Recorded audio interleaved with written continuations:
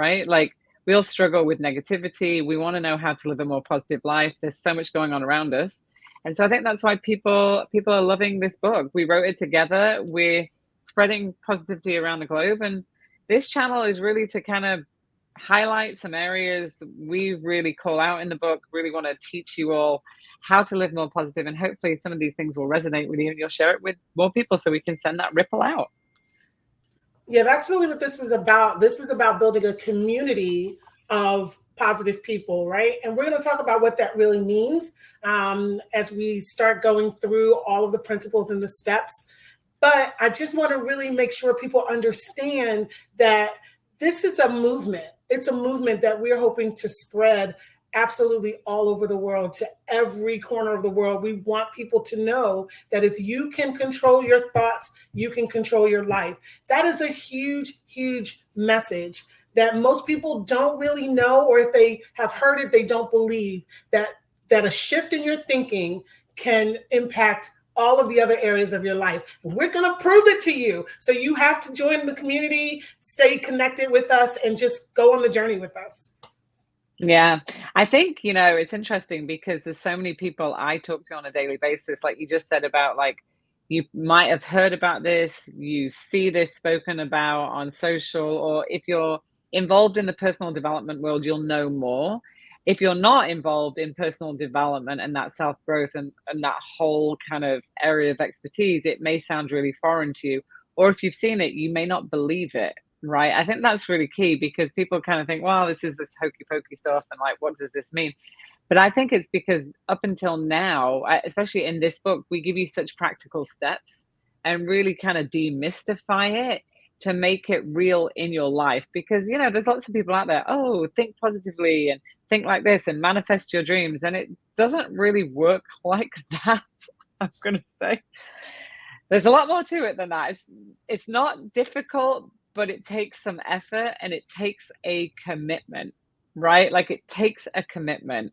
And that's what we're going to talk about today. We're going to talk about step one, because in this series, we're going to take you through all the different steps in Incurable Positivity and they're chapters, but we call them steps because they're steps to having a positive mindset. But I think that's key, what you just said about you might not believe it. So what do you say to people, Angie, that you come across that just don't buy into this? Yeah, well, I had an old country mother, and my old country mother used to say the proof is in the pudding, right? So I just really believe that this concept of being committed over a short period of time is something everyone can do. Maybe you're not ready to make the big leap and say, I'm going to completely transform my life. I'm going to revolutionize everything about who I am. Maybe all you can say right now is, I can do a week. I can do 1 week of being intentional, being focused, thinking about positivity, reading about positivity, infusing myself with positivity. And then at the end of that week, my challenge to the non-believers, I was one of them, is just do an assessment.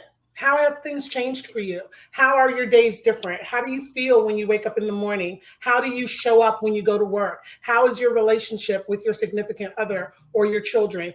Do you see any difference? And I am telling you, if you will commit, because that's the word, commit, especially for the non-believers, you have to just suspend your non-belief long enough for 1 week to commit to the practice of positivity. And I truly believe you're going to see a change. Yeah, commitment is huge. Why do we fall and fail with our commitments? We write about this in this chapter, right? About our commitments and like what causes us to not actually stick to our commitments. I think we all get up every day, every month, every week, New Year's, whatever it is, like starting to have some new commitments with ourselves.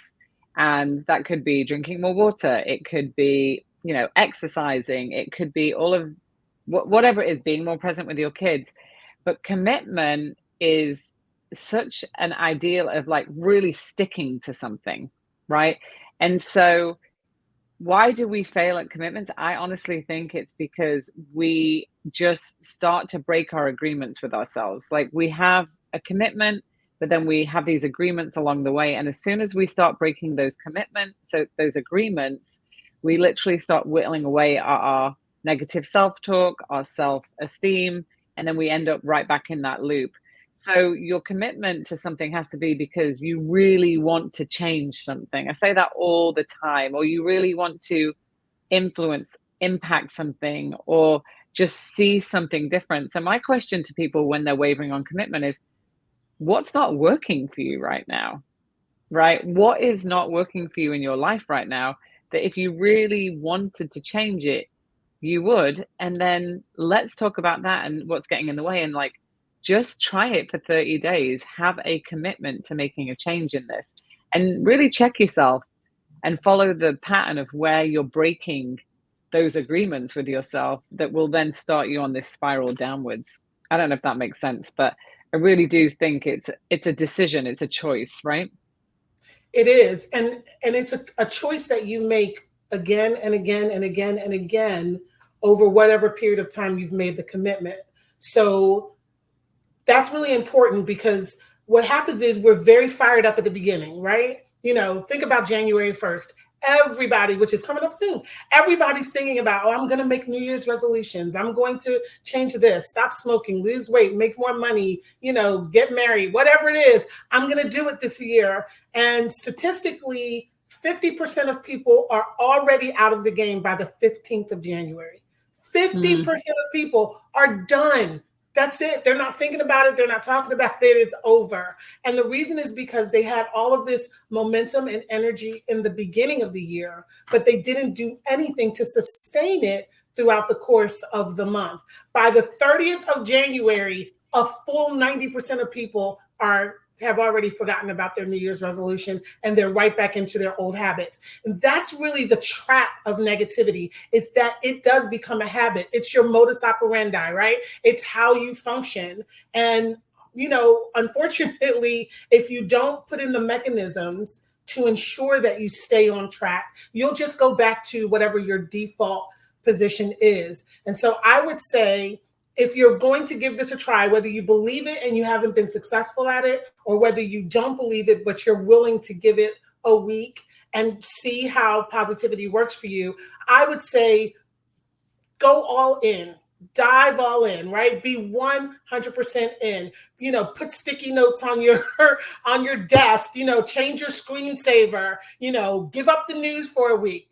That's key because you don't want to Mm. keep infusing negativity into your life, right? Flooding yourself with negativity. You know, do whatever, you know, change your ringtone.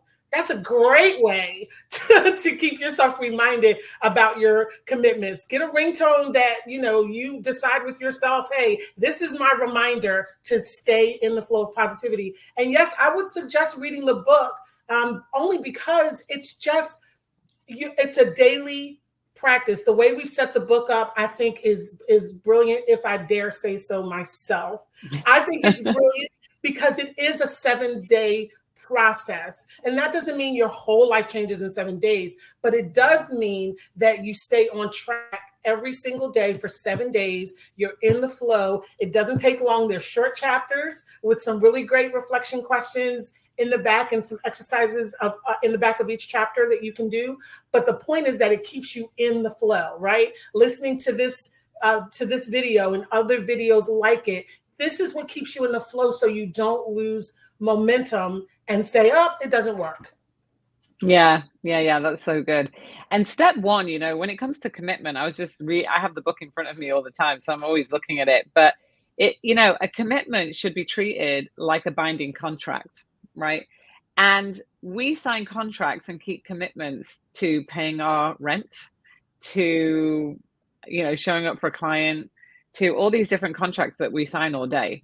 We always keep commitments to other people. I find that for some reason, we're more apt to be committed to things that we commit to other people than we are to ourselves. And the reason being is because we have this negative self-talk that talks us out to the commitments that we're making to ourselves.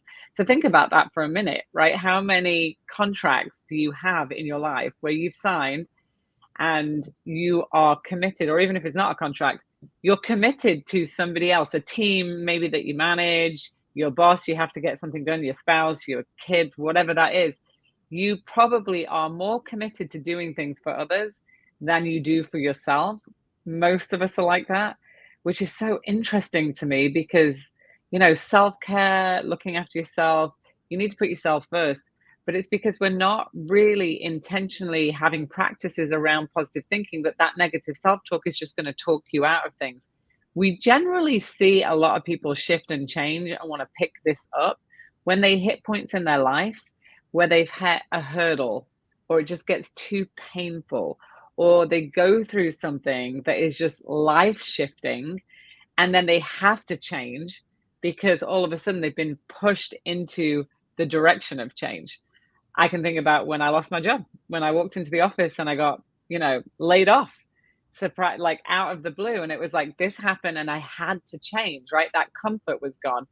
But what I really want people to understand, Angie, is that they don't have to wait for that moment to actually have that shift.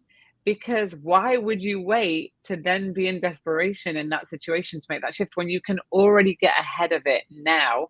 We have enough people in the world with, eh, you know, experiences and evidence to show that they've gone through things and so they've changed. So why not do it now? You know? Oh, that's so good. That's so good. Because we all reach that point where we look back and say, oh my gosh, if I had just in my 20s or in my 30s, or I promised myself at the beginning of the year and now it's November and I haven't done a thing, I think we don't acknowledge our potential. We have Mm. so much potential.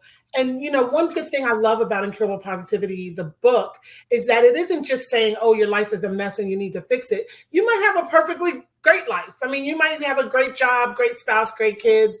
The question is, what would you have? What would your life be if you were positive? If you were able to adopt this new habit and mindset of positivity? What are you cheating yourself out of? What are you losing that could be a part of your life every day if you were more positive? And we don't want to look back and say, oh, I should have, I wish I had, I could have, look at how much time has passed. I always say there's two pains in life. There's the pain of doing and the pain of regret.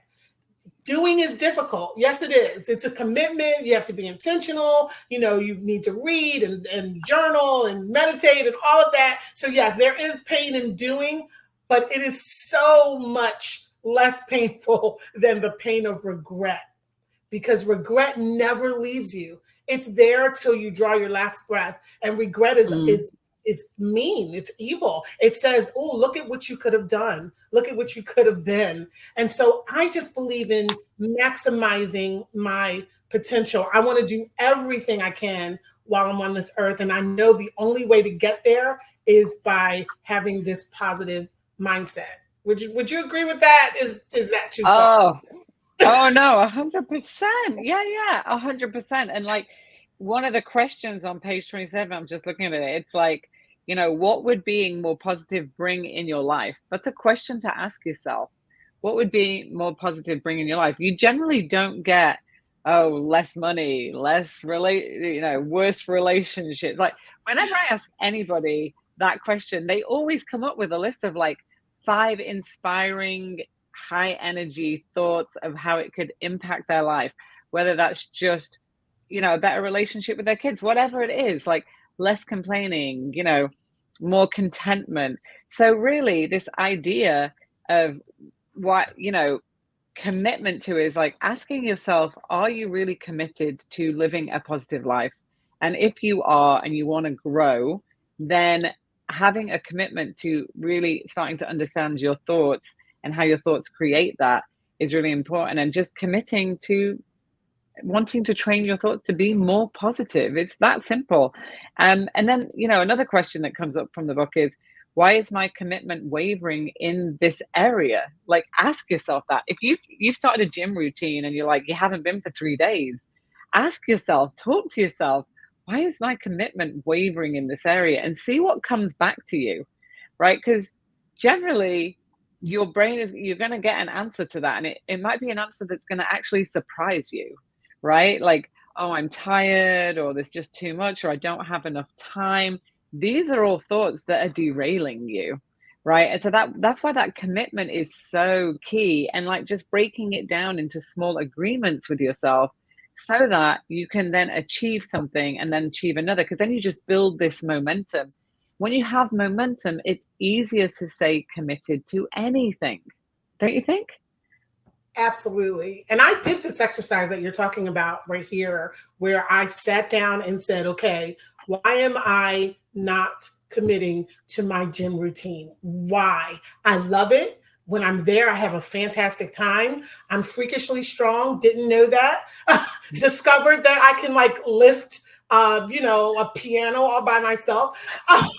So and I know it's good for me. I feel good. There's no pain. There's nothing visible that's obvious standing between me and my workout routine. So there must be something else, right? There's something lying beneath the surface. And so April and I went through this exercise. And it's so funny, we're these power player, entrepreneur, author, we're doing all this great stuff in the world. And I mean, I was a blithering idiot by the end of it. I was just a mess. Like, whoa, I didn't know that was there. I didn't know that was lurking beneath all the books and all the companies and all the real estate. I didn't know that. And so, yeah, there is a benefit to going deep. And we'll go through this process with you. But you guys have got to do some of the heavy lifting. If you would like us to do that on the show with a couple of people, we're happy to do that. You guys got to give it to us down in the comments and let us know that you're interested in going through this, because you have these areas where you keep hitting the wall. You keep hitting the wall. You feel like you're doing everything you're supposed to do to make this area of your life work, and it just isn't working. Let's get to the bottom of it. Let's root it out. Together we can wrestle that dragon and find out, what's at the heart of it and make a positive change. Amazing. So with that's step one, really. We're going to be moving into step two in the next show. Yes, yes. And the link to that will be in the description. So make sure that you click there immediately. You don't want to lose momentum. So stay with us all the way through all 7 steps, and definitely like and subscribe. We're not going to beat you up about that, but we would love to know that this is helping you. So if you want to drop us a comment or a question or a concern, we are here to make sure that everyone in the world who wants positivity can access it and integrate it in their lives. Amazing. All right. We'll see you in the next show. Bye. Okay. Do you want me to end it so it's like it's a separate show so you don't have to edit the whole thing? Is that right? So I think so. It's so Okay. much Let me easier. end it. Can we